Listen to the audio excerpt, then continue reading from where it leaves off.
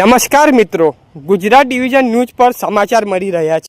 ગોધરામાં ગેરકાયદેસર gas refilling racket પર્દાફાશ, 3 આરોપી ઝડપાયા। પંચમહાલ જિલ્લાના ગોધરા શહેર નજીક દેવ તલાદી વિસ્તારમાં એસઓજી પોલીસે ગેરકાયદેસર ગેસ રિફિલિંગ કરતા 3 ઇસમોને ઝડપી પાડીને મહત્વપૂર્ણ સફળતા મેળવી છે।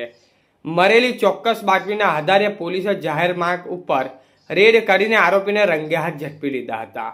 વિધિ ચૌધરી, નાયબ પોલીસ મહાનિરીક્ષક પંચમહાલ ગોધરા રેન્જ તથા ડોક્ટર હરેશભાઈ ધુતાર, પોલીસ અધિક્ષક પંચમહાલ દ્વારા જિલ્લામાં ચાલી રહેલી ગેરકાયદેસર પ્રવૃત્તિઓ પર લગામ લગાવવામાં ખાસ સૂચનાઓ આપવામાં આવી હતી।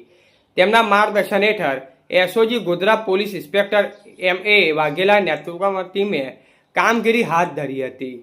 Police sub inspector DG Vahoniya અને BK ગોહિલ સહિતની ટીમે 2 રિક્ષામાં ગેસ રિફિલિંગ કરતા આરોપીને ઝડપી લીધા હતા। તેમના પાસેથી 8 મોટા ગેસ સિલિન્ડર, રિફિલિંગ માટે વપરાતી પિત્તળની પાઇપ અને 2 રિક્ષા સહિત કુલ ₹87,600નો મુદ્દામાલ જપ્ત કરવામાં આવ્યો છે। આ મામલે Godhra town B division police સ્ટેશનમાં ગુનો નોંધાયો છે અને આગળની તપાસ શરૂ કરવામાં આવી છે।